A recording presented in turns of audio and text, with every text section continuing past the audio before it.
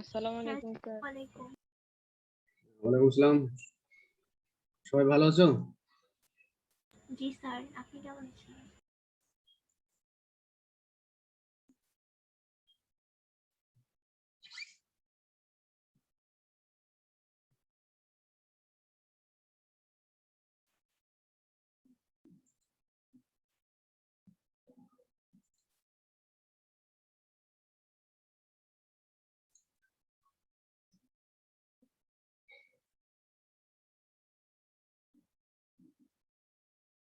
আচ্ছা, আমার কথা সবাই শুনতে পাচ্ছ?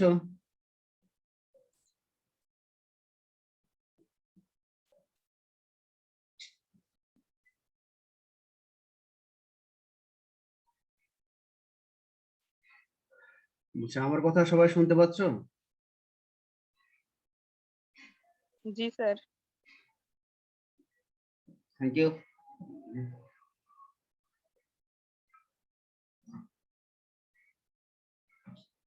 আচ্ছা, আজকের আমি ক্লাস শুরু করছি তাহলে। আমরা জীববিজ্ঞান প্রথম পত্রের পঞ্চম অধ্যায় পড়ছি। অধ্যায় হলো শৈবাল ছত্রাক। আজকের আলোচ্য বিষয়গুলো হলো শৈবালের অর্থনৈতিক গুরুত্ব, ছত্রাকের বৈশিষ্ট্য, দৈহিক গঠন, কোষীয় গঠন আর জনন। স্যার, আমাদের সিলেবাস কি 1 থেকে 5 অধ্যায় পর্যন্ত? হ্যাঁ, 1 থেকে 5 অধ্যায় পর্যন্ত তোমাদের সিলেবাস। হ্যাঁ, ওখান থেকেই কোশ্চেন করবো আমরা। হ্যাঁ, ক্লাসের শেষে আবার একটু মনে করায় দিও, সবাইকে বলতে হবে।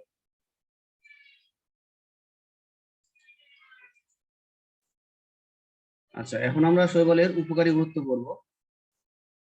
উৎপাদক হিসেবে শৈবাল বিভিন্ন জলাশয়ের ফুড চেইনের প্রধান উৎপাদক হিসেবে কাজ করে। হ্যাঁ, আমরা যে ইকোসিস্টেম পড়ি, ইকোসিস্টেমের যে প্রোডিউসার বা উৎপাদক, হ্যাঁ, শৈবাল উৎপাদক হিসেবে কাজ করে। পরিবেশ দূষণ রোধে বায়ুমণ্ডলের প্রায় 60% অক্সিজেন শৈবাল দেখে আসে এবং এরা পরিবেশ থেকে বিপুল পরিমাণ কার্বন ডাই অক্সাইড গ্রহণ করে পরিবেশকে দূষণ মুক্ত রাখে।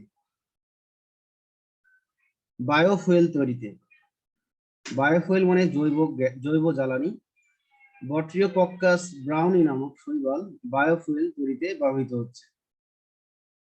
গোয়েন্দা সাবমেরিনের অবস্থান নির্ণয়, নীলাভ সবুজ শৈবালে অবস্থিত এক ধরনের প্রোটিন, ফাইকোবিলিন প্রোটিন, পানির নিচে গোয়েন্দা সাবমেরিন হতে বিকরিত দৃশ্যমান আলোর বাইরের যে আলোক রশ্মিগুলো আছে সেগুলো শোষণ করে নেয় এবং শৈবালে এই শোষিত রশ্মির পরিমাণ থেকে আশেপাশে গোয়েন্দা সাবমেরিনের অবস্থান নির্ণয় করা যায়। সমুদ্রে মাছের অবস্থান নির্ণয়, মাঝে মাঝে সমুদ্রের বিভিন্ন অঞ্চলে শৈবালের আধিক্য ঘটে এবং খাদ্য প্রাপ্তির আশায় ওই অঞ্চলে মাছেরও সংখ্যাধিক্য ঘটে। স্যাটেলাইটের মাধ্যমে ওই অঞ্চলগুলো শনাক্ত করে প্রচুর মাছ সংগ্রহ করা যায়। শৈবাল কি মাছের খাবার? হ্যাঁ, শৈবাল তো মাছ। যে তোমরা যে তিমি মাছ বলো, তিমি তো আসলে মাছ না, ওটা স্তন্যপায়ী প্রাণী। তিমি মাছেরও খাবার হলো এই যে শৈবাল। স্যার, গোয়েন্দা সাবমেরিনের অবস্থান নির্ণয়টা বুঝি নাই। আচ্ছা, গোয়েন্দা সাবমেরিনের অবস্থান মানে যে আমরা বললাম যে নীলাভ সবুজ শৈবাল, এর মধ্যে এক ধরনের প্রোটিন থাকে। তো দেখা গেল যে এরকম এই নীলাভ সবুজ শৈবাল দেখা গেলো যে সমুদ্রের নিচে এরকম কোনো এক জায়গায় হয়তো বেশি করা হয়েছে, চাষ করা হয়েছে, যার ফলে এই শৈবালগুলো কি করবে, এক ধরনের প্রোটিন তৈরি করবে।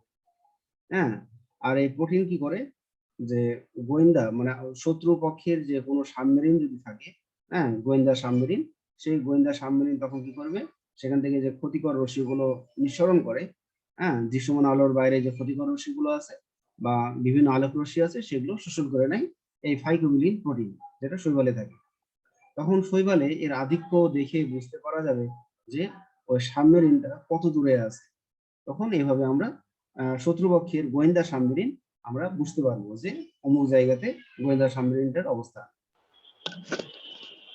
মানে শৈবাল যে শোষণ করবে ওটা দেখে, হ্যাঁ হ্যাঁ, মানে কি পরিমাণ আলোক রশ্মি শোষণ করছে সেটার উপর ডিপেন্ড করে বুঝতে হবে যে খুবই কাছাকাছি আছে না অনেক দূরে আছে। ফুড চেইন কি স্যার? ফুড চেইন হলো যে খাদ্য শৃঙ্খল। তোমরা ওই যে উৎপাদকের মধ্যে পড়ো নাই, যে সরি ইকোসিস্টেমের মধ্যে পড়ো নাই যে প্রোডিউসার কি খাচ্ছে, জি স্যার। হ্যাঁ, খাদক এরকম। মাটির বয়স নির্ধারণে জলাশয়ের তলদেশের মাটির স্তরে জমাকৃত ডায়াটম খোলসের কার্বন ডেটিং করে মাটির বয়স নির্ণয় করা যায়। তাহলে আমরা যে ডায়াটম শৈবালটা বলছি সেটা হলো নেভিকিউলা। হ্যাঁ, এই নেভিকিউলা বা ডায়াটম শৈবাল এরা যে মাটিতে থাকে সেই মাটিতে তখন কি করে সেই ডায়াটম শৈবালের কার্বন ডেটিং করে মাটির বয়স নির্ণয় করা হয়। যারা ভূতাত্ত্বিক বিজ্ঞানী তারা এই কার্বন ডেটিং। কার্বন ডেটিং কি? হ্যাঁ, কার্বন ডেটিংটা হলো একটা মেকানিজম যে যার মাধ্যমে মাটির বয়স বা দেখা গেলো যে ওই ওখানে যে পৃথিবীর বয়স এগুলো নির্ণয় করা যায়। এটা জিওলজিক্যাল ভূতাত্ত্বিক বিজ্ঞানীদের একটা মাটির বয়স বা পৃথিবীর বয়স নির্ণয় করার একটা মেকানিজম। মানুষের খাদ্য হিসেবে আলভা ল্যাকটুকা, কন্ড্রাস ক্রিসপাস, ক্লোরেলা, স্পিরুলিনা ইত্যাদি শৈবাল মানুষের খাদ্য হিসেবে ব্যবহার হয়। পশুর খাদ্য হিসেবে লেমিনেরিয়া, স্যাকারিনা, এলারিয়া, রোডিমেনিয়া প্রভৃতি শৈবাল পশুর খাদ্য হিসেবে ব্যবহৃত হয়। শিল্পক্ষেত্রে বাদামি শৈবাল থেকে প্রাপ্ত অলজিন এবং লোহিত শৈবাল থেকে প্রাপ্ত জিলেটিন, জেলি, আইসক্রিম, শ্যাম্পু ইত্যাদি তৈরিতে, জেলিডিয়াম গ্যাসিলারিয়া থেকে প্রাপ্ত এগার, টিস্যু কালচার আবাদ মাধ্যম তৈরিতে। আমরা যে বিভিন্ন ব্যাকটেরিয়া যখন চাষ করব, যে জৈব প্রযুক্তি চ্যাপ্টারে আমরা এগুলো দেখব, যে ওই টিস্যু কালচার তৈরির জন্য বা টিস্যু কালচারের জন্য আমরা যে আবাদ মাধ্যম বা পুষ্টি মাধ্যম তৈরি করব সেটা কিন্তু এই শৈবাল থেকেই পাবো। এছাড়াও প্রসাধনী সামগ্রী তৈরিতেও ব্যবহার হয়। Nano filter. হ্যাঁ বলো। শৈবালের পুষ্টিমান কেমন, বেশি নাকি অনেক? শৈবাল হ্যাঁ পুষ্টিমান আছে, অনেকই আছে। হ্যাঁ, কারণ তো এখান থেকে আমরা দেখি মানুষের খাদ্য হিসেবে ব্যবহার হচ্ছে, পশু খাদ্য হিসেবে ব্যবহার হচ্ছে। সব ধরনের শৈবালে নাই, হ্যাঁ, তবে অধিকাংশ শৈবালেই আছে। ন্যানো ফিল্টার উৎপাদনে এটি এমন এক ধরনের ছাঁকনি যার ছিদ্র হলো 17 ন্যানোমিটার। তাহলে এই ধরনের ফিল্টার যা দিয়ে পানি হয় সম্পূর্ণরূপে জীবাণুমুক্ত, এটি তৈরিতে পিথোফোরা নামক শৈবাল ব্যবহৃত হয়। অপকারী ভূমিকা, শৈবালে যেমন উপকারী ভূমিকা আছে, অপকারী ভূমিকাও কিছু আছে। ওয়াটার ব্লুম সৃষ্টি, জলাধারে পুষ্টির পরিমাণ বেড়ে গেলে নীলাভ সবুজ শৈবালের অনেক প্রজাতি যেমন অসিলাটোরিয়া, নষ্ট, মাইক্রোসিস্টিস অতিমাত্রায় বৃদ্ধি পায়, যাকে ওয়াটার ব্লুম বলে। হ্যাঁ, এই সময় যে জলাশয়ে এই শৈবালের আধিক্য থাকবে সেই জলাশয় হয়ে যায় ঘোলাটে। এতে জলাধারের পানি দূষিত হয়ে খাবার ও ব্যবহারের অনুপযোগী হয় এবং ওই জলাধারের মাছ মারা যায়। যেহেতু পানি ঘোলাটে হয়ে যায়, এই জন্য পানিতে যে দ্রবীভূত অক্সিজেন এর পরিমাণটাও ধীরে ধীরে কমে আসে। উদ্ভিদের রোগ সৃষ্টি, স্টেফালিওরোস ভাইরেসেন্স নামক শৈবাল চা, কফি, ম্যাগনোলিয়া গাছে রোগ তৈরি করে। মাছের রোগ সৃষ্টি, কিছু কিছু শৈবাল যেমন ইডোগোনিয়াম এর কিছু প্রজাতির শৈবাল মাছের ফুলকা রোগ সৃষ্টি করে। স্থাপনার ক্ষতি, দেয়ালে শৈবালের অতিবৃদ্ধি দালানের বেশ ক্ষতি করে, সৌন্দর্য নষ্ট করে। এরকম দেখবা যে অনেক পুরনো বাড়ি, হ্যাঁ, সেগুলো দেখবা ছাদে বা যেখান দিয়ে ছাদের যে অংশ দিয়ে জলাশয় বেয়ে বেয়ে নিচে নামতেছে সে সমস্ত এলাকায় শৈবাল গ্রো করে। হ্যাঁ, ওখানকার যে শৈবালগুলো আমরা বাংলায় বলি শ্যাওলা, ঠিক আছে, শ্যাওলাটাই আসলে শৈবাল। এরকম পুরাতন বাড়িঘর বা পুরাতন স্থাপনা এগুলোতে শৈবালের আধিক্য ঘটে, যার ফলে স্থাপনার ক্ষতি হয়। রাস্তাঘাট পিচ্ছিলকরণ, এটা সাধারণত গ্রামে গঞ্জে দেখা যায়। পায়ে হাঁটার রাস্তা, পুকুর ঘাট, বাথরুমের মেঝেতে জন্মানো নীলাভ সবুজ শৈবালের মিউসিলেজ আবরণ এ সকল স্থানকে পিচ্ছিল করে মারাত্মক সমস্যা সৃষ্টি করে। টক্সিন উৎপাদনে, টক্সিন হলো একটা বিষাক্ত পদার্থ, যেগুলো জিমনোডিনিয়াম, মাইক্রোসিস্টিস, গনিয়া আউলাক্স প্রভৃতি শৈবাল মাছ, পশু পাখি, মানুষের জন্য ক্ষতিকর টক্সিন বা বিষাক্ত পদার্থ উৎপাদন করে। তো এই ছিল শৈবালের অপকারী ভূমিকা। আমরা এবার শৈবাল ছত্রাকের পরের পার্ট ছত্রাকে চলে যাব। ছত্রাকের ইংলিশ হলো ফানজাই। স্যার বলো। ওই হচ্ছে যে সায়ানোব্যাকটেরিয়া আর শৈবাল তো একই। না, সায়ানোব্যাকটেরিয়া আর শৈবালকে বলা যায় যে সায়ানোব্যাকটেরিয়াকেও শৈবাল বলা যায়, কিন্তু সায়ানোব্যাকটেরিয়াটা হলো আসলে নীলাভ সবুজ শৈবাল। হ্যাঁ, সেটা সেটা হলো নীলাভ সবুজ শৈবাল। সায়ানোব্যাকটেরিয়াকে আমরা বলবো শৈবাল বলতে পারি, কিন্তু সেটা আবার হলো নীলাভ সবুজ শৈবাল। সেটা কি আসলে ব্যাকটেরিয়া নাকি? হ্যাঁ, ওটা ব্যাকটেরিয়া হিসেবে আমরা গণ্য করব। আচ্ছা, ওই ডায়াটম খোলস বলতে শৈবালের উপর কি আবার খোলস থাকে? শৈবাল মানে ওই ডায়াটম একটা হলো শৈবালের সাধারণ নাম। সেই শৈবালটা আসলে এককোষী শৈবাল, যার নাম হলো নেভিকিউলার সাধারণ নাম হলো ডায়াটম। তাহলে ওই ডায়াটম জাতীয় শৈবাল যে মাটিতে থাকবে, হ্যাঁ, সেই মাটিতে দেখা গেল যে ওই ডায়াটম যে শৈবালটা আছে, ওই শৈবালের যে খোলস, হ্যাঁ, সেই খোলসটা ওই মাটির সাথে মিশে থাকে। দেখা গেল ওই যখন আমরা ওই মাটির বয়স নির্ণয় করব, যদি ওই মাটিতে ওই ডায়াটমের খোলসটা পাওয়া যায়, তাহলে ওই কার্বন ডেটিং করতে সুবিধা হয়। তখন দেখা গেল যে কার্বন ডেটিং করে ওই অঞ্চলের মাটির বয়সটা নির্ধারণ করা যায়। হ্যাঁ, ডায়াটম শৈবালটা কিন্তু খুব একটা দামি শৈবাল, কারণ আলফ্রেড নোবেল যিনি, হ্যাঁ, উনি এই ডায়াটম সমৃদ্ধ মাটি খেয়ে ব্যবহার করেছিলেন ডিনামাইট তৈরি করে। হ্যাঁ, যার অনুদানে কিন্তু বর্তমানে যে নোবেল প্রাইজ গুলো দেওয়া হয়, হ্যাঁ, তার ফান্ড থেকেই কিন্তু দেওয়া হয়। তিনি এই ডিনামাইট বিক্রি করে বিপুল পরিমাণ অর্থ উপার্জন করেন। তাহলে ওই ডিনামাইট তৈরির স্যার, উপাদান। হ্যাঁ, বলো। স্যার, এখনো কি ডিনামাইট ডায়াটম দিয়ে তৈরি করা হয়? কি ডিনামাইট? জি স্যার। ডিনামাইটের কথা বলছো? ডিনামাইটের কথা জি বলছো? স্যার, এখনো কি ডিনামাইট ডায়াটম দিয়ে তৈরি করা হয়? হ্যাঁ, ডায়াটম সমৃদ্ধ যে মাটিটা আছে, ওই মাটিতে যে ডায়াটম সমৃদ্ধ যে উপাদানগুলো আছে, সেগুলো ডিনামাইট তৈরিতে ব্যবহার হয়, এখনো ব্যবহার হয়। ছত্রাক, তাহলে ছত্রাক হলো ফানজাই, এক বচনে আমরা বলবো ফাঙ্গাস, বহু বচনে ফানজাই। তাহলে এরা হলো ক্লোরোফিল বিহীন, মানে ক্লোরোফিল থাকবে না, নিউক্লিয়াস যুক্ত, মানে প্রকৃত নিউক্লিয়াস আছে, বহুকোষী, অভাস্কুলার, মানে পরিবহন টিস্যু নাই, হাইপিস সমৃদ্ধ, মাইসিলিয়াম দ্বারা গঠিত, হেটেরোট্রফিক, সুকেন্দ্রিক জীব, যারা শ্বসন প্রক্রিয়ায় খাদ্য গ্রহণ করে। হ্যাঁ, তাই এখানে হাইফি হলো হাইফি, আমরা হাইফা শুনি, হাইফা হলো মাইসিলিয়ামের একটা সূত্রাকার দেহ। হ্যাঁ, এই যে এই ছবিটা দেখো, হ্যাঁ, এটা একটা সূত্রাকার দেহ, এটাকে আমরা বলবো হাইফা। একটা যদি সূত্রাকার দেহ হয় তাহলে হবে হাইফা, আর অনেকগুলো যদি হাইফা হয় তখন বহু বচনে হবে হাইফি। তাহলে হাইফা মানে কি? মাইসিলিয়ামের একটা সূত্রাকার দেহ, আর মাইসিলিয়ামের এই অনেকগুলো সূত্রাকার দেহ মিলে হবে হাইফি, আর অনেকগুলো হাইফি মিলে তৈরি করবে মাইসিলিয়াম।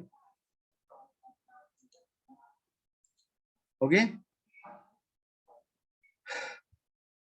আচ্ছা, ফাঙ্গাস একটি ল্যাটিন শব্দ, যার আবিধানিক অর্থ মাশরুম বা ব্যাঙের ছাতা সদৃশ বস্তু। বিজ্ঞানের যে শাখায় ছত্রাক সম্পর্কিত পঠন পাঠন সম্পন্ন হয় তাকে মাইকোলজি বা ছত্রাক তত্ত্ব বলে। মধু ছত্রাক বা হানি মাশরুম, যেটা আমরা সাইন্টিফিক নেম হলো আর্মিলারিয়া অস্টোই, পৃথিবীর সবচেয়ে বড় জীব হিসেবে গণ্য করা হয়। ছত্রাকের জন্য সন্তোষজনক পরিবেশ হলো আর্দ্রতা, উষ্ণতা, অর্গানিক খাদ্য সমৃদ্ধ, ছায়াযুক্ত বা অন্ধকারাচ্ছন্ন অবস্থা। বিজ্ঞানী মার্গুলিস কিংডম ফানজাইকে 5টি ফাইলাম বা 5টি বিভাগে ভাগ করেছেন। মার্গুলিস কিন্তু একজন মহিলা বিজ্ঞানী, হ্যাঁ, আমেরিকার মহিলা বিজ্ঞানী, এবং আমেরিকার সর্বোচ্চ যে সায়েন্টিস্টের যে মর্যাদা ইনি কিন্তু পেয়েছেন মার্গুলিস। তার এই তিনি কিন্তু ওই যে 5 কিংডম থিওরি তোমরা নাম শুনেছ, হ্যাঁ, এবং সেটারই মডিফিকেশন করে জীবজগৎকে ভাগ করেছেন। আচ্ছা, আমরা আসি তো, মার্গুলিস ফানজাই কিংডমকে 5টা বিভাগে ভাগ করেছে: জাইগোমাইকোটা, অ্যাসকোমাইকোটা, ব্যাসিডিওমাইকোটা, ডিউটেরোমাইকোটা, মাইকোফাইটোফাইট। এবার আমরা আসবো ছত্রাকের বৈশিষ্ট্য। হ্যাঁ, বলো। মধু ছত্রাক মানে সবচেয়ে বড়, গাছ থেকেও বড়। হ্যাঁ, এটা হলো মধু। আমরা যেটা বললাম এর আগেরটা,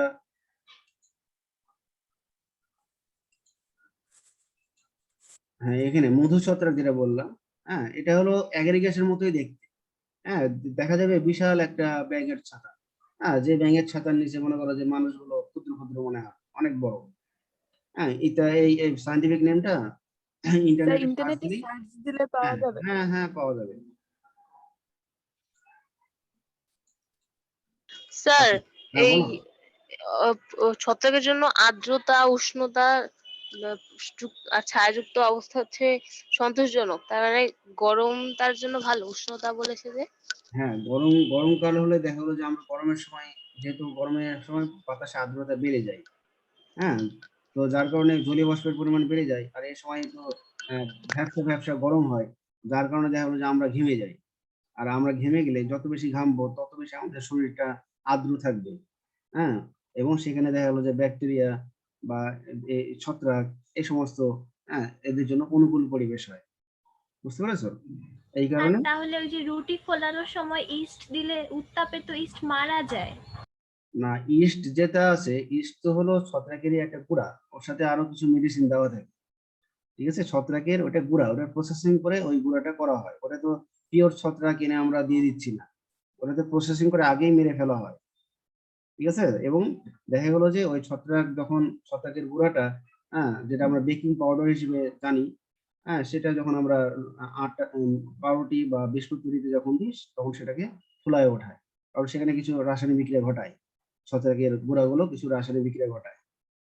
হ্যাঁ, যার ফলে দেখা গেলো যে ওই আটার যে লেই বা বিস্কুটের যে লেই, সেগুলোতে ভিতরে কার্বন ডাইঅক্সাইডের কিছু কার্বন ডাইঅক্সাইড তৈরি করে, সেটাই পাউরুটি বা বিস্কুটকে ফুলাতে সাহায্য করে। আচ্ছা, আমরা এবার যাই ছত্রাকের বৈশিষ্ট্য। এদের দেহ থ্যালয়েড, অর্থাৎ দেহ মূলকাণ্ড পাতায় ভাগ করা যায় না, ক্লোরোফিল বিহীন, অসবুজ, সালোক সংশ্লেষণে অক্ষম, অপুষ্পক উদ্ভিদ। এরা সুকেন্দ্রিক, এককোষী, যেমন ইস্ট ছত্রাকটা কিন্তু এককোষী। এছাড়া সব ছত্রাকের দেহ শাখা প্রশাখাযুক্ত মাইসিলিয়াম দ্বারা গঠিত। এরা মৃতজীবী, পরজীবী বা মিথজীবী হিসেবে বাস করে। এদের কোষ প্রাচীর কাইটিন দ্বারা গঠিত। কোষের প্রধান সঞ্চিত খাদ্য গ্লাইকোজেন, কখনো কখনো কিছু পরিমাণ ভলিউটিন ও চর্বি থাকতে পারে। এদের দেহে কোনো ভাস্কুলার টিস্যু নেই, যার ফলে এরা শ্বসন প্রক্রিয়ার মাধ্যমে পুষ্টি সংগ্রহ করে। এদের জননাঙ্গ এককোষী এবং বন্ধ্যাকোষ দ্বারা আবৃত নয়। হ্যাঁ, কারণ জননাঙ্গর চারপাশে বন্ধ্যাকোষের একটা আবরণ থাকে, যেটা প্রোটেকশনের ভূমিকা রাখে। তো এদের জননাঙ্গর এরকম প্রোটেকশন বা বন্ধ্যাকোষের কোনো আবরণ থাকে না। হ্যাপ্লয়েড স্পোর দিয়ে এদের বংশ বিস্তার হয়। স্ত্রী জননাঙ্গে থাকা অবস্থায় জাইগোট বহুকোষে ভ্রূণে প্রণীত হয় না। জাইগোটে মায়োসিস ঘটে, এই জন্য আমরা এই ধরনের মায়োসিসকে বলবো পোস্ট জাইগোটিক মায়োসিস। তাই থ্যালাস হবে হ্যাপ্লয়েড। এরা তীব্র অভিযোজন ক্ষমতা সম্পন্ন হয়ে থাকে, কেউ 5 ডিগ্রি সেলসিয়াসের নিম্ন তাপমাত্রায়, আবার কেউ 50 ডিগ্রি সেলসিয়াসের উপরের তাপমাত্রায় জন্মাতে পারে। এবার আসবো দৈহিক গঠন ছত্রাকের। অধিকাংশ ছত্রাকই বহুকোষী। এদের দেহ সূত্রাকার, শাখান্বিত, আনুবীক্ষণিক। ছত্রাকের সূত্রাকার শাখাকে হাইফা বলে। একটু আগে আমি বললাম যে ছত্রাকের মায়োসিলিয়ামের একটা সূত্রাকার শাখা হলো হাইফা, বহুবচনে হাইফি। এগুলো দেখতে কেমন? সরু, স্বচ্ছ, নলাকার। অসংখ্য শাখা প্রশাখা বিশিষ্ট সূত্রাকার হাইফি দ্বারা গঠিত ছত্রাক দেহকে মাইসিলিয়াম বলে। মাইসিলিয়ামে অবস্থিত হাইফি প্রস্থ প্রাচীরবিহীন, বহু নিউক্লিয়াস বিশিষ্ট হলে তাকে সিনোসাইটিক মাইসিলিয়াম বলে। আবার মাইসিলিয়ামে অবস্থিত হাইফি প্রস্থ প্রাচীর যুক্ত হলে তাকে সেপ্টেট মাইসিলিয়াম বলে। তো এই দুইটা ছবি আমাদের এখানে দেওয়া আছে, নিচেরটা একটু আর খেয়াল করো। প্রস্থ প্রাচীর কি?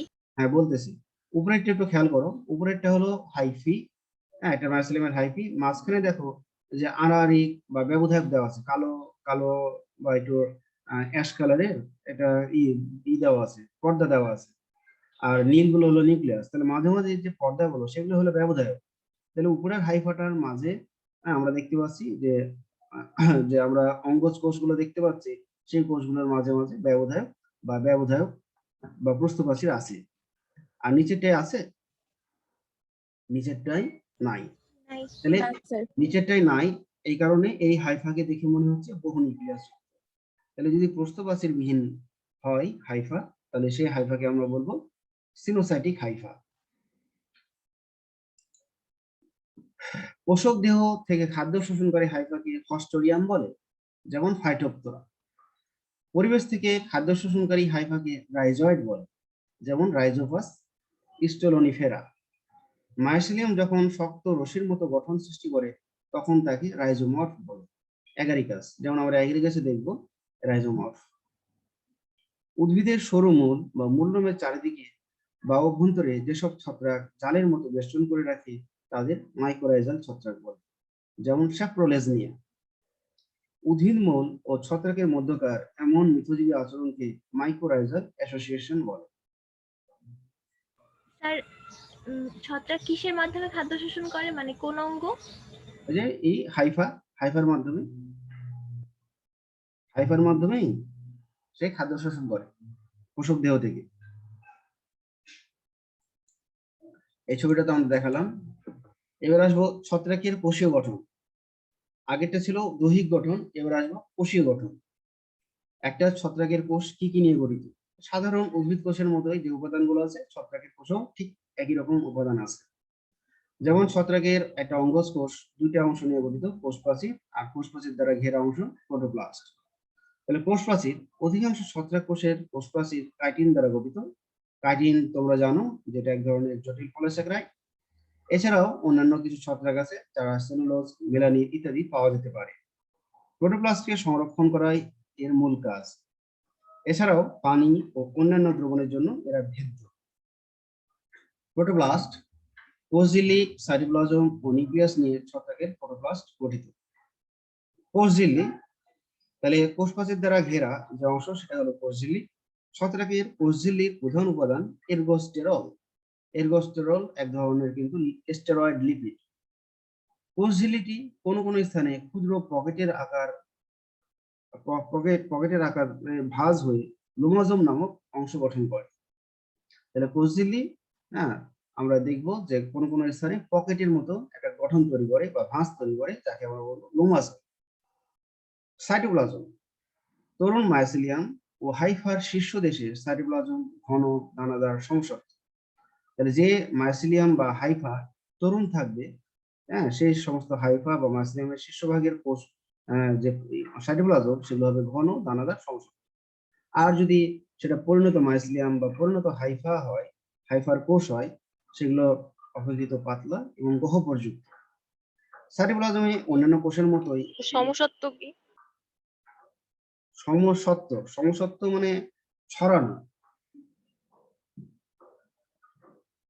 সাইটোপ্লাজমের ভিতরে অন্যান্য কোষের মতো ছড়ানো, হ্যাঁ, ছড়ানো। Okay sir. সাইটোপ্লাজমের ভিতরে অন্যান্য কোষের মধ্যে আমরা দেখব এন্ডোপ্লাজমিক জালিকা, মাইটোকন্ড্রিয়া, কোষ গহ্বর ইত্যাদি। তবে আমরা জানি যে এদের সাইটোপ্লাজমে প্লাস্টিড থাকবে না, তাহলে তো এরা সালোক সংশ্লেষণক্ষম হয়ে যেত। যেহেতু প্লাস্টিড নাই, এই জন্য সালোক সংশ্লেষণে অক্ষম। সঞ্চিত খাদ্য হিসেবে গ্লাইকোজেন, ভলিউটিন, তেলবিন্দু ইত্যাদি। নিউক্লিয়াস, সাইটোপ্লাজমে এক বা একাধিক নিউক্লিয়াস থাকে, যার প্রতিটিতে একটি নির্দিষ্ট ও সচ্ছিদ্র নিউক্লিয়ার মেমব্রেন থাকে। নিউক্লিয়াসের কেন্দ্রীয় অঞ্চলে অবস্থিত অপেক্ষাকৃত ঘন অঞ্চলকে নিউক্লিওলাস হিসেবে গণ্য করা হয়। তাহলে এবার আসবো আমরা ছত্রাকের প্রজনন। স্যার ভলিউটিন চর্বি জাতীয় না, কণা। ভলিউটিনটা হলো এক ধরনের খাদ্য উপাদান, হ্যাঁ, আর তেলবিন্দু আলাদা হিসেবে আছে। যে আমরা এখানে দেখলাম এই যে ভলিউটিন, তেলবিন্দু এগুলো, হ্যাঁ, তাহলে গ্লাইকোজেন এটা হলো শর্করা, তেলবিন্দু এটা হলো লিপিড, হ্যাঁ, তেলবিন্দু লিপিড। আর ভলিউটিনটা আমরা আসলে জানা নাই এটা আসলে কোন ধরনের পদার্থ, ওটা যদি জানি তখন তোমাদের জানাই দেবো। তেলবিন্দুটা হলো লিপিড। ছত্রাকের প্রজনন, জননের ভিত্তিতে ছত্রাক দুই ভাগে ভাগ করা যায়। একটাকে বলা হয় হলোকার্পিক, আর এটা হলো ইউকার্পিক। হলোকার্পিক ছত্রাক, এদের সমগ্র দেহ জননাঙ্গে পরিণত হয় ফলে দৈহিক ও জননাঙ্গের কোনো পার্থক্য থাকে না। তাহলে ছত্রাকের যে থ্যালাসটা থাকবে সেই থ্যালাসের সমস্ত অংশই জননাঙ্গ গঠন করে। সিনকাইট্রিয়াম, ইউকার্পিক ছত্রাক, এদের সমগ্র দেহ জননাঙ্গে পরিণত না হয়ে একাংশ জননাংশে পরিণত হয় এবং অবশিষ্ট অংশ অঙ্গজ দেহ হিসেবেই থেকে যায়। স্যাপ্রোলেজনিয়া, শুনতে পাচ্ছ সবাই? সবাই কি শুনতে পাচ্ছ?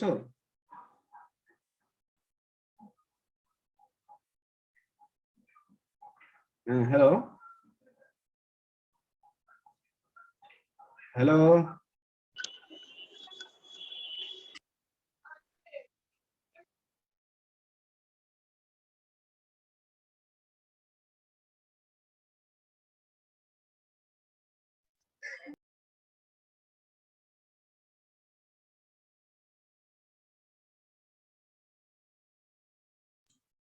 হ্যাঁ, হ্যালো, সবাই শুনতে পাচ্ছ? জি স্যার। জি স্যার, শোনা যাচ্ছে। এই যে কারেন্ট চলে গেছিল, হ্যাঁ, আমি আবার প্রবেশ করলাম। আজকে অনেক কারেন্ট যাচ্ছে। আচ্ছা, আমরা ছত্রাকের প্রজননে ছিলাম। স্যার হলোকার্পিক যে বললেন এটা কি মানে ছত্রাকটা পুরাটাই হচ্ছে জননাঙ্গে পরিণত হবে হ্যাঁ, নাকি ছত্রাকের যে জাস্ট থ্যালাসটা আছে, ছত্রাকের যে থ্যালাসটা আছে সেই থ্যালাসের অংশটা সমস্ত অংশই জননাঙ্গে পরিণত। ঠিক আছে, থ্যালাসের সমস্ত অংশটাই জননাঙ্গে পরিণত। হ্যাঁ, স্যার থ্যালাস একটা অংশ না just দেহের? একটা অংশ। হ্যাঁ, থ্যালাসটা হলো হলো ছত্রাকের, যে আমরা বলি না যে ছত্রাক হলো থ্যালয়েড প্রকৃতির বা থ্যালাস প্রকৃতির। হ্যাঁ, তো জি এই স্যার। থ্যালাসটা হলো ছত্রাকের দেহটা। তো এই থ্যালাসটাই সমস্ত অংশই জননাঙ্গে পরিণত হয়। এরপর আমরা আসছি তার মানে ইউকার্পিক। স্যার পুরো দেহটাই তো? হ্যাঁ হ্যাঁ হ্যাঁ, পুরো দেহটাই জননাঙ্গে পরিণত হলে তখন তাকে বলবো হলোকার্পিক। আবার আরেকটা হলো ইউকার্পিক, যে থ্যালাসের সমগ্র অংশটা জননাঙ্গে পরিণত হয় না, হয়তো 1/4 বা 1/5 অংশ জননাঙ্গে পরিণত হয় এবং অবশিষ্ট অংশ অঙ্গজ দেহ হিসেবে থেকে যায়, যেমন স্যাপ্রোলেজনিয়া। ছত্রাক 3 ধরনের জনন দেখা যায়: অঙ্গজ জনন, অযৌন জনন, যৌন জনন। প্রথমে আমরা আসবো অঙ্গজ জনন। দৈহিক অঙ্গ থেকে নতুন জীবের সৃষ্টি হওয়াকে অঙ্গজ জনন বলে। নিম্নলিখিত উপায়ে অঙ্গজ জনন হতে পারে। একটা হলো দ্বিবিভাজন। সাধারণত এককোষী ছত্রাকের দৈহিক কোষটি মাঝ বরাবর খাঁজ বা প্রস্থচ্ছেদের সৃষ্টির মাধ্যমে দুটি স্বতন্ত্র অপত্য কোষের সৃষ্টি করে। ঠিক আছে, যেমন স্যাকারোমাইসিস। তাহলে এককোষী যদি এরকম ছত্রাক হয়, মানে ইস্ট, তাহলে এককোষী যে ছত্রাক ইস্ট আছে, ইস্টের ক্ষেত্রে এরকম দেখা যায় যে ইস্ট কোষটা মাঝখান বরাবর ভেঙে যায় এবং মাইটোসিস প্রক্রিয়ায় বিভাজিত হয়ে 2 ভাগে ভাগ হয়ে যায়। এটাকে বলবো আমরা দ্বিবিভাজন। দৈহিক খণ্ডায়ন, এই প্রক্রিয়ায় ছত্রাকের মাইসিলিয়াম একাধিক খণ্ডে ভাগ হয় এবং উপযুক্ত পরিবেশে প্রতিটি খণ্ড একটি স্বতন্ত্র ছত্রাক দিয়ে পরিণত হয়, যেমন রাইজোপাস, পেনিসিলিয়াম। কুড়ি সৃষ্টি বা মুকুল উদ্গম, ছত্রাকের মাতৃকোষের প্রাচীরের যে কোনো স্থান স্ফীত হয়ে মুকুল বা কুড়ি সৃষ্টি করে, যা পরবর্তীতে মাতৃদেহ কোষ থেকে পৃথক হয়ে এক স্বতন্ত্র ছত্রাক তৈরি করে, যেমন ইস্ট, স্যাকারোমাইসিস। তাহলে আমরা এটা কেমন দেখবো যে ইস্ট, যেহেতু এরা এককোষী, এই এককোষী ছত্রাকের এক প্রান্ত ফুলে উঠবে এবং ফোলা প্রান্তে মাতৃকোষের নিউক্লিয়াসের একটা অংশ চলে আসে, আর মাতৃকোষের অংশ আরেক নিউক্লিয়াসের কিছু অংশ থাকে, যার ফলে যখন মাতৃকোষ থেকে নিউক্লিয়াসের কিছু অংশ যখন ওই ফোলা অংশে বা মুকুল অংশে চলে আসে, তখন মুকুলটা আস্তে আস্তে পরিপক্ক হয়।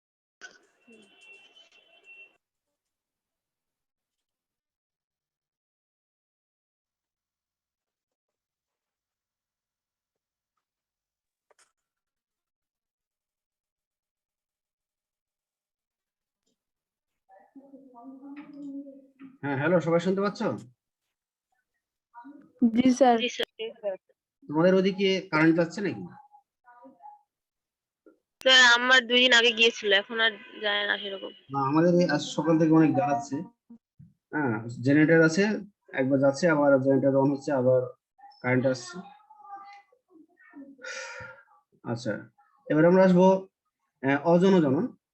তাহলে ছত্রাক বিভিন্ন ধরনের স্পোর তৈরির মাধ্যমে যে জনন প্রক্রিয়া সম্পন্ন করে তাকে অজন জনন বলে। অজন স্পোর গুলো বিভিন্ন নামে পরিচিত। একটা হলো স্পোরাঞ্জিওস্পোর। তাহলে স্পোরাঞ্জিয়ামের অভ্যন্তরে এই ধরনের স্পোর উৎপন্ন হয়। স্পোরাঞ্জিয়াম হলো ছত্রাকের স্পোর উৎপাদন অঙ্গ। তাহলে ছত্রাকের যে অঙ্গকোষ স্পোর তৈরি করে তাকে আমরা বলবো স্পোরাঞ্জিয়াম। প্রথমে আসছি আমরা স্পোর হলো জুস্পোর। জুস্পোর হলো এটা এমন এক ধরনের স্পোর যার ফ্লাজেলা আছে, ফ্লাজেলা 1 থেকে 2টা। তাহলে ফ্লাজেলা থাকার কারণে কিন্তু এই স্পোর গুলো সচল হয় বা চলাচল করতে পারে। তাহলে 1 থেকে 2টি ফ্লাজেলা বিশিষ্ট সচল স্পোরকে আমরা জুস্পোর বলবো, যেমন স্যাপ্রোলেজনিয়া। অ্যাপনোস্পোর ফ্লাজেলাবিহীন নিশ্চল স্পোর, যেমন মিউকর। তাহলে মিউকর হলো ফ্লাজেলাবিহীন নিশ্চল স্পোর, এটা চলাচল করতে পারবে না। কোনিডিয়া, কোনিডিওফোর নামক এক ধরনের বিশেষ হাইফার মাথায় এই ধরনের স্পোর উৎপন্ন হয়।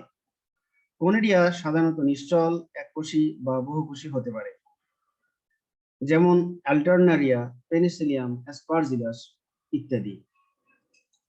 আমরা এখানে কতগুলো স্পোর দেখতে পাচ্ছি, আমরা অলরেডি পড়েছি জুস্পোর, এই যে আমরা দেখতে পাচ্ছি মাঝখানের, এটা আমরা দেখতে পাচ্ছি জুস্পোর। আর যে কোষ থেকে জুস্পোর তৈরি হয়েছে সেটার নাম হলো জুস্পোরাঞ্জিয়াম বা স্পোরাঞ্জিয়াম। আর আমরা এখানে দেখতে পাচ্ছি জুস্পোরের ফ্লাজেলা আছে, এই যে 2টা ফ্লাজেলা। আমরা ডান পাশে আরেকটা দেখতে পাচ্ছি অ্যাপনোস্পোর। এটা হলো স্পোরাঞ্জিয়াম। স্পোরাঞ্জিয়ামের ভিতরে অ্যাপনোস্পোরে কোনো ফ্লাজেলা নাই, নিশ্চল। এই জন্য আমরা আরেকটা পড়েছিলাম কোনিডিয়া, যেটা পেনিসিলিয়াম নামক ছত্রাকে থাকবে। এই যে কোনিডিয়া ধারণকারী অংশটার নাম হলো কোনিডিওফোর, আর শীর্ষভাগের কোষগুলো হলো বা স্পোর গুলো হলো কোনিডিয়া। এই কোনিডিয়া গুলো অনুকূল পরিবেশে অঙ্কুরিত হয় এবং নতুন পেনিসিলিয়াম ছত্রাক তৈরি করে। এবার আমরা আরেকটা আসছি ক্লামাইডোস্পোর। ক্লামাইডোস্পোর আমরা দেখতে পাচ্ছি শেষের যে চিত্রটা, সবাই খেয়াল করো, এটা হলো ক্লামাইডোস্পোর। তাহলে এটা আমরা কি বলতেছি, হাইফার। এটা নিচেরটা হলো হাইফার। হাইফার অগ্রস্ত কোষগুলোতে, এটা হলো অগ্রস্ত কোষ, এই অগ্রস্ত কোষগুলোতে অতিরিক্ত খাদ্য সঞ্চয়ের ফলে কোষটা স্ফীত হয়, গোলাকার হয় বা ডিম্বাকার হয়, এবং এর ভিতরে ক্লামাইডোস্পোর তৈরি হয়। এবং এই কোষগুলো আমরা ছবিতে দেখতে পাচ্ছি পুরো আবরণ বিশিষ্ট এবং গাঢ় বর্ণের হয়, যেমন মিউকর, ফিউজারিয়াম ইত্যাদি। আমরা আরেকটা স্পোর দেখতে পাচ্ছি অয়েডিয়া। ছত্রাকের হাইফাগুলো প্রস্থপ্রাচীর সৃষ্টির মাধ্যমে ছোট ছোট খণ্ডে বিভক্ত হয়। ওই সকল খণ্ডকে অয়েডিয়া বলে, যা পরবর্তীতে স্পোরের ন্যায় আবরণ তৈরি করে এবং অঙ্কুরোদ্গম করে। আমরা বাম সাইডের প্রথম যে চিত্র সেটা হলো অয়েডিয়া। এটা হলো ছত্রাকের হাইফা, এবং হাইফার যে শীর্ষভাগের কোষগুলো সেগুলো বিচ্ছিন্ন হয়ে অয়েডিয়া তৈরি করে, যেমন উদাহরণ কপ্রিনাস টোগোপাস। তাহলে আমরা বিভিন্ন ধরনের স্পোর গুলো কি বুঝতে পারলাম? জি স্যার। ছত্রাকের যৌন, এই ছবিটা তো বইয়ে পাই না। কোনটা? এটা নাই, বই নাই। এটা দেখবা যে আব্দুল আলিম অথবা আবুল হাসানের বই যদি না পাও, আব্দুল আলিমের বই যদি থাকে তাহলে ওখানে আছে।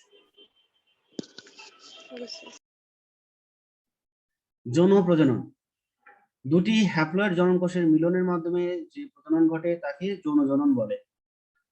তো ছত্রাকের জননাঙ্গকে গ্যামেটেনজিয়াম বলে, অর্থাৎ ছত্রাকের যে অঙ্গজ কোষ গ্যামেট তৈরি করবে বা জনন কোষ তৈরি করবে সেই অঙ্গজ কোষটাকে বা জননাঙ্গকে গ্যামেটেনজিয়াম বলে। এবং গ্যামেটেনজিয়াম গ্যামেট তৈরি করে বা জনন কোষ তৈরি করে। ছত্রাকের যৌন জননে নিম্নলিখিত 3টি স্বতন্ত্র ধাপ দেখা যায়। প্রথমে হয় প্লাজমোগেমি, তারপরে হয় ক্যারিওগেমি, তারপরে হয় মায়োসিস। তো প্লাজমোগেমিটা কি? প্রাথমিকভাবে 2টি ভিন্ন গ্যামেটের সাইটোপ্লাজমে মিশ্রণ ঘটে এবং নিউক্লিয়াস দুটি কাছাকাছি আসে, যাকে প্লাজমোগেমি বলে। উদ্ভূত কোষটিকে ডাইক্যারিয়ন বলে। তাহলে এখানে দেখা যায় প্লাস গ্যামেট আর এটা হলো মাইনাস গ্যামেট, বা শুক্রাণু আর এটা হলো ডিম্বাণু হিসেবে যে কাজ করে, এই 2টা গ্যামেট পাশাপাশি আসবে এবং তাদের মধ্যে একটা সংযোগ নালী সৃষ্টি হয়, যার ফলে সাইটোপ্লাজমের মিলন ঘটে। এই সাইটোপ্লাজমের মিলনটাকে বলবো প্লাজমোগেমি। কিন্তু ওই কোষটাতে নিউক্লিয়াস, অর্থাৎ শুক্রাণু নিউক্লিয়াস এবং ডিম্বাণু নিউক্লিয়াস পাশাপাশি থাকবে, তখনও কিন্তু মিলিত হয় না। এই জন্য আমরা বলছি ডাইক্যারিয়ন। আমরা ডিপ্লয়েড বলতেছি না, আমরা বলছি ডাইক্যারিওন। ডাইক্যারিওন মানে দুইটি নিউক্লিয়াস, ক্যারিওন মানে নিউক্লিয়াস। মানে স্যার মিলিত হয় না? মিলিত হয় না, মানে প্লাজমোগামী অবস্থায় নিউক্লিয়াস মিলিত হয় না, কিন্তু নিউক্লিয়াস একটা কোষে দুইটা আছে। ক্লিয়ার ব্যাপারটা? এই জন্য আমরা বলছি ডাইক্যারিওন। ওকে, তাহলে নিউক্লিয়াস কখন মিলিত হবে? নিউক্লিয়াস প্লাজমোগামী হওয়ার পরে ক্যারিওগামী যখন হবে তখন ওই নিউক্লিয়াস দুটার মিলন ঘটবে। যখন মিলন ঘটবে তখন আমরা ক্যারিওগামী বলবো। পরবর্তীতে নিউক্লিয়াস দুটি মিলন ঘটে যাকে বলা হয় ক্যারিওগামী। এর মাধ্যমে জাইগোট সৃষ্টি হয়। অনুন্নত ছত্রাকে প্লাজমোগ্যামির পরপরই ক্যারিওগ্যামি ঘটে। তবে কিছু উন্নত ছত্রাকে ডাইক্যারিয়ন অবস্থায় কোষটি বারবার বিভাজিত হয়ে ডাইক্যারিওটিক হাইফা বা মাইসেরিয়াম তৈরি করে এবং সুবিধাজনক সময়ে ক্যারিওগ্যামি ঘটায়। তাহলে নিম্ন শ্রেণী বা অনুন্নত ছত্রাকের ক্ষেত্রে প্লাজমোগ্যামি হওয়ার সাথে সাথে ক্যারিওগ্যামি হয়ে যেতে পারে। আর উন্নত শ্রেণীর ছত্রাক, যেমন আমরা অ্যাগারিকাস একটা উন্নত শ্রেণীর ছত্রাক, ওখানে আমরা দেখব যে প্রথমে প্লাজমোগ্যামি অবস্থায় থাকবে এবং প্লাজমোগ্যামি অবস্থায় কোষটা বারবার বিভাজিত হয়ে ডাইক্যারিওটিক হাইফা বা ডাইক্যারিওটিক মাইসিলিয়াম তৈরি করবে। এখন আবার দেখা গেল যে এই হাইফা বা মাইসিলিয়াম যখন প্রয়োজন বোধ মনে করবে তখন সুবিধা অনুযায়ী তখন প্লাজমোগ্যামির যে দুইটা নিউক্লিয়াস মিলিত হয়ে ক্যারিওগ্যামি ঘটাবে।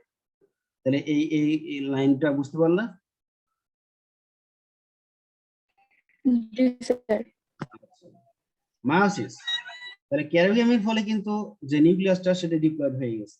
তাহলে ক্যারিওগ্যামির ফলে সৃষ্ট জাইগোট যেটা ডিপ্লয়েড সেটার সাথে সাথে বা কিছুকাল বিশ্রামের পর মায়োসিস ঘটায় এবং ছত্রাকটি পুনরায় হ্যাপ্লয়েড অবস্থা প্রাপ্ত হয়। কারণ আমরা জানি ছত্রাকের অঙ্গজ দেহটা কি হ্যাপ্লয়েড। আমরা যে ছত্রাকগুলো পড়বো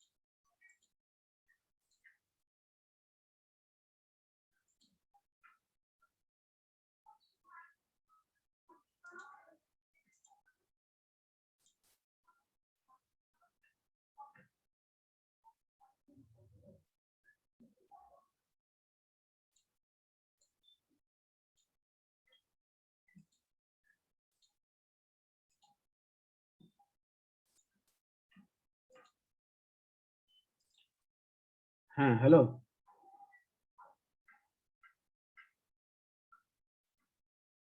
হ্যালো।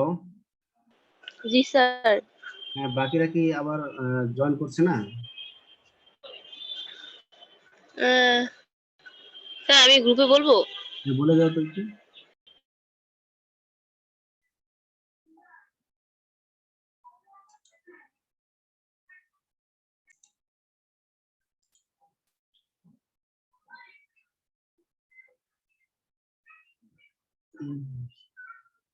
আচ্ছা, আমরা জনজননের মধ্যে ছিলাম।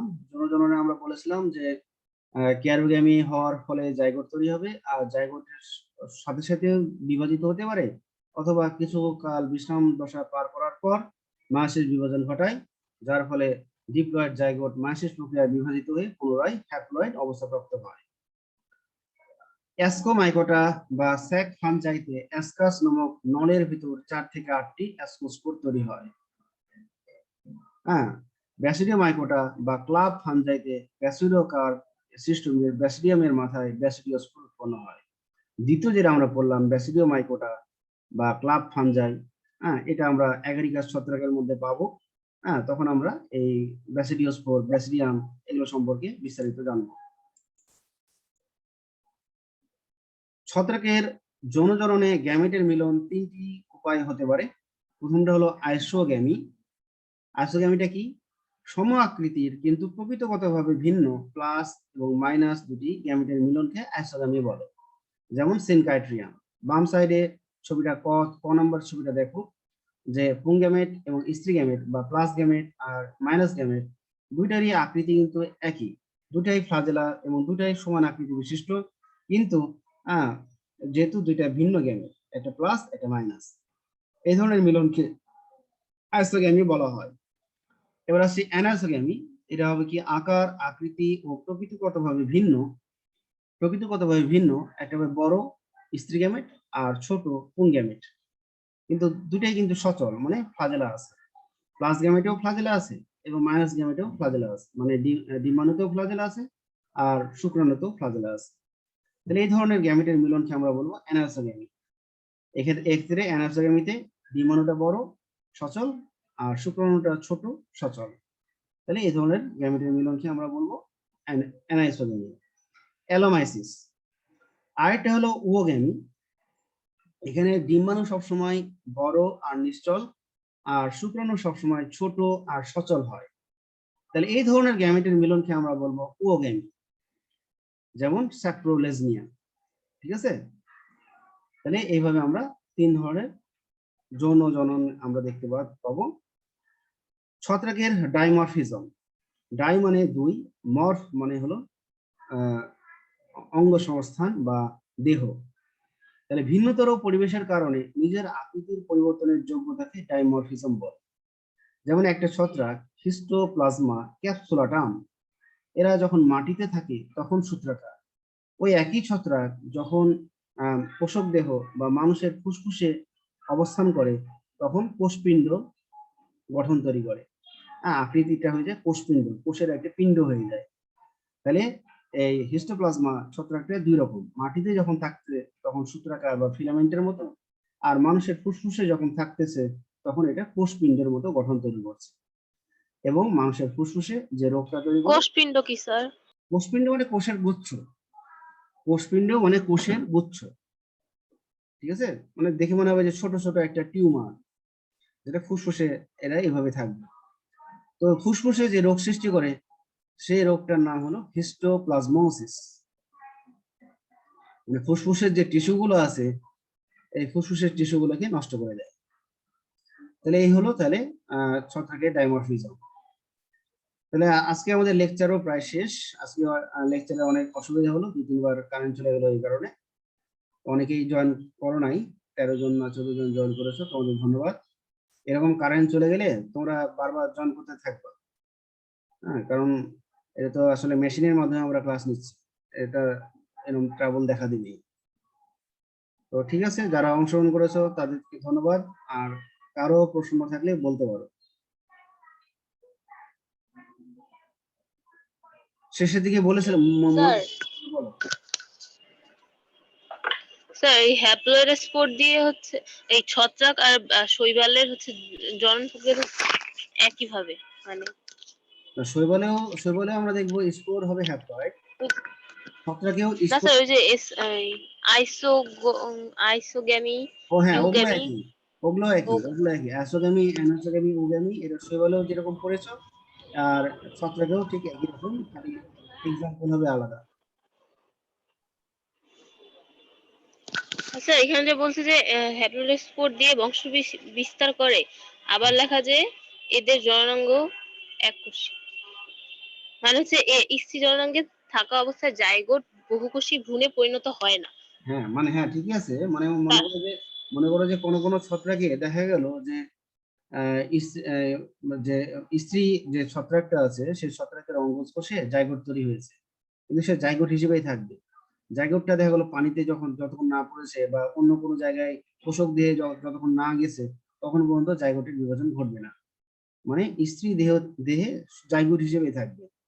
আর জাইগোটের বিভাজন কখন ঘটবে? যখন স্ত্রী দেহ থেকে বিচ্ছিন্ন হয়ে যাবে, সেটা কোনো পোষক দেহ হতে পারে বা পানি হতে পারে বা অন্য কোনো মাধ্যম হতে পারে, কিন্তু স্ত্রী দেহে থাকা অবস্থায় জাইগোটের বিভাজন ঘটবে না। ক্লিয়ার? স্যার হ্যাপ্লয়েড স্পোর দিয়ে বংশ বিস্তার করে বললো যে এটা তারা কি? এটা কয় নাম্বার স্লাইড বলো দেখি, কোথায় মনে আছে? স্যার ছত্রাকের বৈশিষ্ট্য। ছত্রাকের বৈশিষ্ট্য, হ্যাঁ এখানে কয় নাম্বারটা?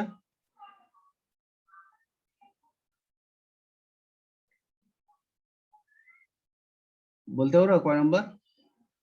ও 8 নাম্বার।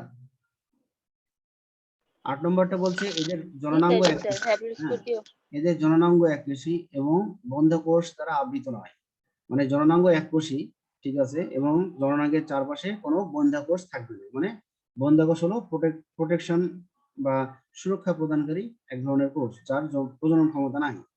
তো এই বন্ধ্যাকোষ ছত্রাকের জননাঙ্গের চারপাশে থাকে না এবং হ্যাপ্লয়েড স্পোর দিয়ে এদের বংশবিস্তার হয়। তাহলে বেশিরভাগ ছত্রাকের যে বংশবিস্তার ঘটবে সেটা স্পোরের মাধ্যমেই হবে। সেটা জুস্পোর হতে পারে, কোনিডিয়া হতে পারে, অয়েডিয়া হতে পারে, ক্লামাইডোস্পোর দিয়ে হতে পারে। হ্যাঁ, তবে ওই সমস্ত ছত্রাকের যে জনজনন হয় না তা না। হ্যাঁ, তাদের সুবিধাজনক যে বংশবিস্তার সেটা কিন্তু স্পোর, কিন্তু তাদের মধ্যেও জনজনন ঘটবে। এই জন্য আমরা বলতেছি হ্যাপ্লয়েড স্পোর দিয়ে এদের বংশবিস্তার হয়। এখানে অধিকাংশ কথাটা ভালো বললে ভালো হতো, অধিকাংশ ক্ষেত্রেই হ্যাপ্লয়েড স্পোর দিয়ে এদের বংশবিস্তার হয়। বুঝতে পেরেছো? স্যার জি স্যার। স্যার আলোর বিচ্ছুরণ মানে কি? আলোর কিছু বিচ্ছুরণ ছত্রাক অন্ধকারে আলোর বিচ্ছুরণ হয়।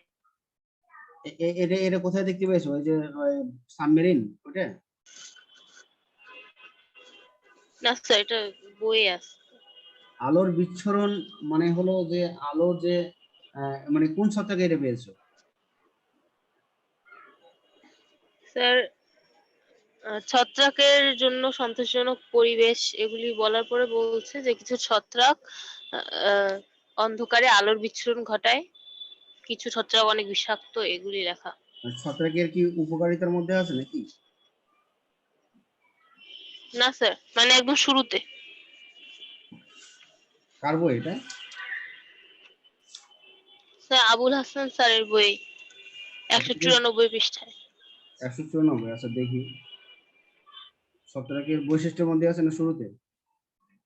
ও আর্মিন স্যার শুরুতে। হ্যাঁ হ্যাঁ, বুঝতে পেরেছো যে আর্মিলারিয়া মিলিয়া অন্ধকারে আলোর বিচ্ছুরণ ঘটায়, এটার কথা বলছে না? স্যার হ্যাঁ আচ্ছা শোনো, তাহলে ওই যে আমরা একটা বললাম না যে ফাইকোবিলিন প্রোটিন, হ্যাঁ ওই ধরনের কিছু রঞ্জক হয়তো থাকতে পারে ওই আর্মিলারিয়াতে। হ্যাঁ, যার কারণে ওরা কিছু আলোক রশ্মি হয়তো শোষণ করার ক্ষমতা রাখতে পারে ওই ধরনের প্রোটিন গুলো। হ্যাঁ, ওরা কিন্তু রঞ্জক না, কিন্তু ওরা এক ধরনের প্রোটিন। তো এই প্রোটিন গুলো কিছু পরিমাণ হয়তো আলোক রশ্মি শোষণ করে রাখতে পারে। হ্যাঁ, যখন দেখা গেলো অন্ধকারে এরকম রশ্মিগুলো তখন কিছু আলোর বিচ্ছুরণ ঘটাতে পারে। হ্যাঁ, আমি এটা জাস্ট আইডিয়ার উপর বললাম, যদি আরো তথ্য পাই তোমাদের জানাবো। জি স্যার। আচ্ছা, তোমাদের আরেকটা কথা বলে দিই, তোমাদের অনেক পার্টিসিপেন্ট যদিও নাই, তোমাদের হলো যে পরীক্ষাটা হবে সেটা হলো প্রথম চ্যাপ্টার থেকে পঞ্চম চ্যাপ্টার, অর্থাৎ যে চ্যাপ্টারটা আমরা পড়াচ্ছি শৈবাল ছত্রাক, এটা দিয়ে শেষ হবে তোমাদের সিলেবাস। তাহলে 1 থেকে 5 নম্বর চ্যাপ্টার পর্যন্ত তোমাদের পরীক্ষার সিলেবাস। ওকে, যারা এখন এখানে নাই, সম্পূর্ণ। হ্যাঁ সম্পূর্ণ, যারা এখন এখানে নাই তাদেরকে একটু জানাই দিই। তো সবাই ভালো থাকো, আমার আবার 11টা আরেকটা ক্লাস আছে। তো খোদা হাফেজ। ওকে স্যার, আসসালামু আলাইকুম। আচ্ছা।